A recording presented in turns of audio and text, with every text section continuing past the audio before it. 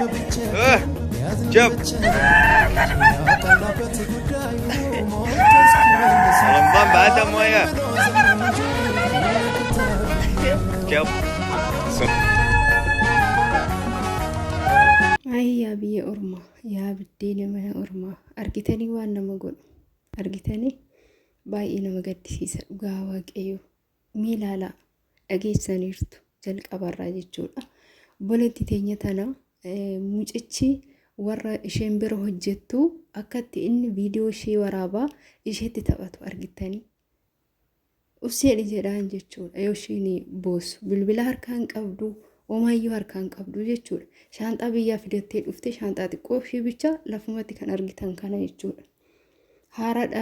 هارا لم تجارو إن دبتي بدون ورابين جتين يجتشول جنانين ومرتي عشان قلتي وهي إجارة قولي إن إتي ثبت إتي قوسا إتي كل فاجتشول إيشين بوتشي إن إتي كل فاجتشول أما قدر يعني منا قدي باسن جتشول باينا ما قد سيسا نجيني فرارواك إيوسيني فابايات كبجمتو تفردو تاكو نقال لين دقاني لغا أرجينام بايتكو نقد سيستيتي فيديو كي لايك شير قد رينا راتاتن مو سبسكرايب قد وند كيسانو قلتو مانسينين جدا بي أورما كيستي ركو يادمني ركو أغنين جرامنتو نما مدتا جتشودا هند كينيا namni akkatti bahuu beeka malee akkatti galu hin beeku akkanattiin kuno lubbuun obboleeyyan keenya biyya ormaa keessatti kan darbee hafu jechuudha. Gaarummaan isaanii immoo gadi baasan tana. Kan gadi baasan kanaa wayya dhugaa dubbachuuf kan ofirraa gad ari'an kanaa wayya. Maaliif yoo gadi baatee namni keenya guute nama keenya ni argatti jechuudha. Nama keenya argachuu baattu harka poolisii galti jechuudha. Poolisiin immoo bakka seeraatti dhiyeessa malee duuti waa'een du'aa isheerran gahu jechuudha. Gadariyoon isaaniitiyyuu waaqayyo isaanitti haa tolu. Dhugaa waaqayyo. Ishee malee obboleetti teenya takka illee manaa fuutee deemtee bakka ta'etti gattee biraa deemtee jechuudha. Maadaamin ishee jechuudha. Manaa fuutee deemtee bakka ta'etti biraa gattee harka ishee duwwaa homaa qabattee hin jirtu. Bilbila hin qabanne harka ishee duwwaa bakkeetti gattee biraa deemtee jechuudha. Osoo ishiin callistee achi taa'aa jirtu teessee osoo yaadaa gaddaa jirtu karatti deemtu hin beektu. Waaqayyo isaa eebbisuu nama keenya nama tokko argattee jechuudha. Inni fuudhee bakka bultii barbaadee fi bakka ta'e bulchee ganama kara biiroo isheen ittiin dhufteetti geessee achittiin furmaata barbaadee fi jechuudha. Namni gaariinis hin jira jechuudha. Kanaaf tanallee akkasittiin kun gadi baasanii alattiin viidiyoo waraabaa inni itti kolfaa jira jechuudha.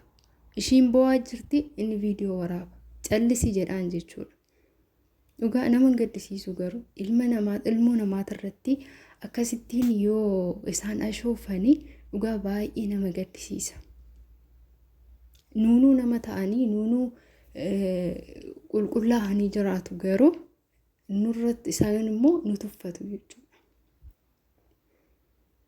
Dhugaa waaqayyo baay'ee tokko na gaddisiistan garuu yoo gadi baate nama hin dhabdu isheen immoo wallaala ishee achi keessa teessee boochi jechuudha. Gibbii isaanii keessa teessee isaan ofirraa gadi baasaniiru gadari'aniiru ofirraa jechuudha.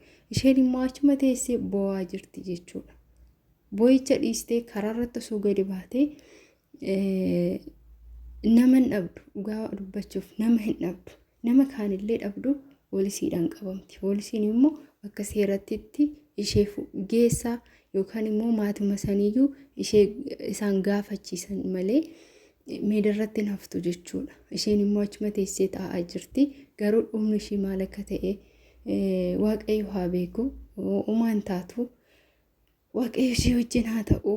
Obboleeyyiin keenya baay'een kun isaanii immoo gad ari'uu dhiisanii mana keessatti ukkaamsanii lubbuu isaanii balleessaa jiru. Lubbuu isaanii dararaa jiru. Ijoollee keenya mana keessatti itti cufanii karratti qollofanii minaan bishaan akka isaan hin argine taasisanii ijoollee keenya dararaa jiru jechuudha. Garuu ofirraa gadi ari'uun isaaniitiyyuu waan tokko dhugaa dubbachuuf Kunuu waan gaariidha jedhee yaadaan akka kootti jechuudha. Maaliif manatti cufanii dararuu sanirra ofirraa gadi baasuu san akkas wayya jechuudha. Baguma ofirraa gadi baasaniyyuu. Kanaaf baay'ee na gaddisiiste garuu nama aarsa yoo akkasittiin daa'imni isaaniitillee viidiyoo waraabaa akkasitti itti kolfan cal jedhi jedhanii siin dhufne jedhanii yookaan nama ishee fuudhutti bilbilattee jirti ta'a bilbilanii fi jiran ta'a. Siin dhufne ammallee siin dhufne jedhee itti kolfaa jechuudha jalqaba irratti akkuma dhageessanii. Dhugaa waaqayyoo carraan namaa gargaarii carraan ijoollee tokko tokko immoo baay'ee nama gaddisiisa jechuudha. Carraan isaanii bakka hin taanetti isaan darba jechuudha. Waa baay'eetu isaan mudata. Dhugaa waaqayyoo waan hin yaadnetu nama mudata. Namni baha beeka malee bahee bakka qubatu hin beeku. Bakka waaqayyoo isa qubachiisu hin beeku. Namni bahuu beeka malee akka itti galu immoo hin beeku jechuudha. Waaqayyo tokkicha qofatu harkaanu qaba jechuudha. Hunda keenyayyuu.